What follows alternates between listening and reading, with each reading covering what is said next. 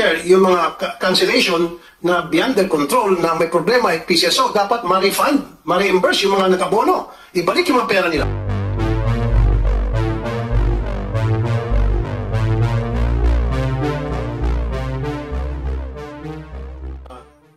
A reply from a teller. Pwede natin siya isa lang at state your name please. Tungkol doon sa tinatawag na cancellation. So being a teller, so meron kang alam. Good afternoon po. Ako po si Zinaida Salvador, 23 years Lotto teller. Okay, saan po kayo Lotto teller, ma'am? Makati po. Sa Makati. Okay. Nagsalita kanina si Mr. Robles tungkol sa cancellation? Yung mga previous years, meron pong nangyaring ganyan kasi mismo ako yung nakakita nun. Yung isang checker sa accounting, nakita nga na meron parang gano'n na nag-fake, nagka-cancel, pero yung naka-insert na ticket sa ilalim is not good ticket. Ngayon, ang problema po namin, hindi naman po lahat. Ilan ang mga Lotto outlets? Kumbaga, dapat hindi nila lahat. So, yun, na meron talagang gano'n. Meron na nangyari noon. Matagal na yun eh. Mga nasa, nasa ano pa yan kami, Quezon City. How long was it, ma'am? Ilang taon na nakaraan? 2005, 2007. I think ganun. So after 2005, wala na kayo alam na nangyari? Wala na akong narinig. Pero sabi nila, meron daw din pang nangyayari, may nagre-reklamo pa. Ngayon, ang ano ko lang po, hindi naman po lahat ng tellers ganun. Kumbaga marami po kami. Kung lalahatin, katulad niyan, meron, ako naranasan ko yan eh, 240. Ang sahod ko 400, minus 240. Diba? Ano na nangyayari? Bali, ang machine po ngayon, napaka-sensitive. Tapos meron pong mga, minsan may mga errors po na hindi namin kaya.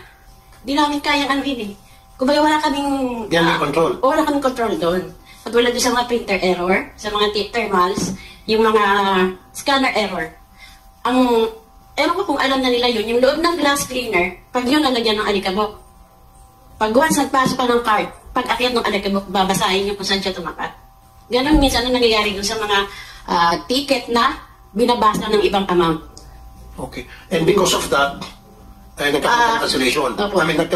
Kayo ay, isasabihin kanina ni Ms. Javier, inikwitan hanggang sa ma-terminate. Nung nagtanong naman po ako nung nakaraan sa accounts, tinanong ko po yan. Ang sagot sa akin ay, yung one day po na, ay yung kumbaga pag lagi na lang daw nagka-cancel, yung sa cancellation naman po, medyo hindi naman sila, kumbaga, kami yung magsasuffer. Sa cancellation kayo magsasuffer? Oo, magsasuffer. Naibabawas po sa sweldo nyo? Bawas sa amin yun. Kasi hindi rin naman ikikarry lahat ng ng agent eh. Katulad nun, meron akong, kasi may mga GCs po ako ng mga tellers. Meron doon, 6,700 inabunuhan niya. Meron 1,002. May mga records po ako nun. May mga, yun nga po ang hirap po doon sa mga, yung printer error, yun ang hindi namin kaya. Pero yung kunyari, nagmamanual lang kami, magkakamali kami. Pwede namin sagutin yun. Pero yung mga printer error, yung mga thermal error, ang hirap hindi namin control. Wala kami control doon eh. Okay. So, 23 years po akong teller, pero ngayon lang ako nakaranas ng ganyang kalalaking So, Mr. Robles, aware kayo doon? Yung sinasabi po ni Ms. Salvador? Yung bagong-bago po yung ating PLS at we have referred the matter to them. At yung pong mga sinasite namin po ay nakadokumento po which prompted us. Yun pong sinasabi nyo ay we will have to look into yung isolated cases na yun. Pero ang nakita namin talaga, without even checking yung maliliit po, yung wholesale cancellation po. Yung po ang meron po namin nakita. We got the top 10. Tapos nangyayari lang po yung cancellation sa 2D and 3D lang po. No, well, it's a real world. Pero yung pong tinignan namin, ang majority po lang, nakita nyo 6 digits hindi nagkakamali. Meron po yun yung tinignan namin, bakit ka nagkakamali sa 2D and 3D? Sa 6D hindi ka nagkakamali.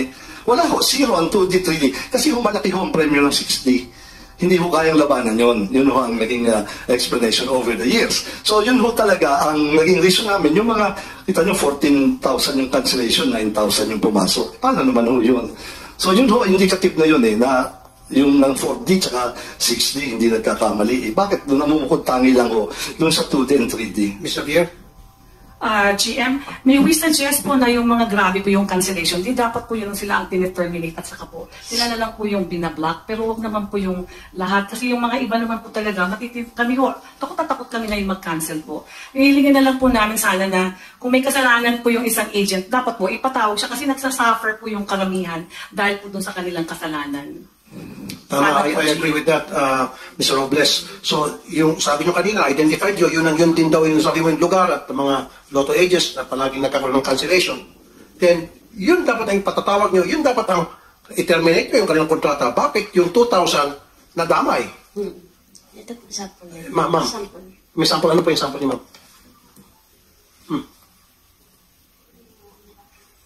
Ano po ito, ma'am? Sample po yan ng mga tickets na hindi namin makancel kasi nga, at dahil nga po sa yung walang cancellation, ang problema po dyan sa scanner. Scanner. Okay, hindi ko maintindihan ito. Alam mo, Ang taya, sa 310, ang taya lang dyan is 10 pesos, nagiging siyang 310. Binabasa po wala naman siya nakaguhit, pero binabasa yung 300. Ganun po. So- Ito po naman yung sa scanner. so scanner ang may Ito. problema. Oh.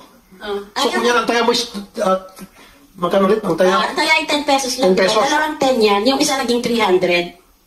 Okay, dalawang 10. Opo. Ay, 210 yung isa. Opo. Ay, bali, po, parang may binasa siyang isang 300, isang 200. Ito naman po yung sa printer error. Ay, sa thermal error. Printer error din, kasama na sa thermal. Okay. Na ayaw tanggapin ng customer kasi punit. Pero good ticket naman sana siya. Kaso lang punit, hindi tinatanggap ng customer. Bakit na po napunit? Sa thermal po. Sa thermal? May mga thermal po Okay na, siguro ako mananaya. Pag nakita ko punit, huwag ko tanggapin yan. Eh baka mamaya, pag nanalo yung ticket ko, mababahin valid. So, again, maging cancellation yan. Sagot na namin. Kumbaga, babayaran Kakainin na yun. Oh. Laban na lang. Yun ang mga legit na cancellation. So, maraming dahilan. Yung sinasabi niyo po, naintindihan ko kayo, Mr. Robles, may mga gustong rumakit, gustong labanan, nagigirila kung tawagin, against PCSO. Okay, legit yun. Dapat yun ang mga parusahan. Huwag yung mga talagang honest to goodness na pagkakamali. Na At hindi saka- nila beyond their control. Tulad nun, yung... Tsaka po yung, kumbaga bigla kasing nagkaroon ng cancellation, wala man lang leeway na pwede kami tumawag. Kunyari, may cancel kaming malaki. Pwede sana namin itawag sa hotline. Kahit pagtawag sa hotline, wala. Makorek. Wala.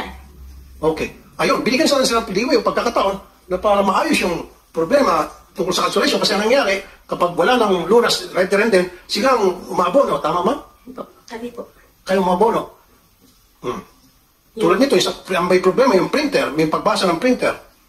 O, cancellation yun. Sila nag-abono. Siyempre, sabihin ng mananaya, hindi naman yung tinaya ko, bakit nyo ako bigyan ng ganong ticket na mali? Of course.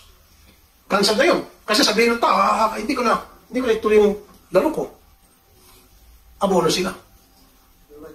So, yan dapat ang i-correct ninyo, hindi yung i-correct by way of terminating their contracts. Ay, hindi po termination yung po. Ang ginawa namin, ni-stop po muna namin yung reimbursements, cancellation process namin. Kasi na yun with a large volume po, kung 500 to 600,000 a day po, very telling po yun kasi po. Pero you're right, we will, in fact, yung mga legitimate concerns like oversensitivity, we forwarded it already. I know. Yung sinasabi kanina, masyado kayo nag-ihigpit until such time na ginawa niyong rason, yung paghihigpit, na hanggang sa ma-terminate sila. Di ba? Miss Pauline, sinasabi niyo. Mr. Chair, hindi po. We cannot coexist without the traditional dahil marami pa rin po talagang nasa traditional. In fact, iba po ang market ng traditional. Iba rin po yung I nag-online. understand. Kaya nga po, sir, if I may, there is always a different market for the online kahit po sa ibang bansa. The traditional, the over-the-counter po is always there. Kasi po ang nature po ng mana natin is very superstitious po yan. Suki-suki po yan. So we understand that, but we will seriously look at the problems po ng mga legitimate cancellation. Yan po, I will promise you po, after this, we will have to sit down on that. Maybe we put a cap on saan ang pwedeng... And then if you were to ask me, Mr. Chair, yung mga cancellation na beyond their control na may problema at PCSO, dapat ma-refund, ma-reimburse yung mga nag-abono. Ibalik yung mga pera nila. Kasi karamihan sa mga teller ay nag-abono. Kasi hindi naman nila kasalanan eh.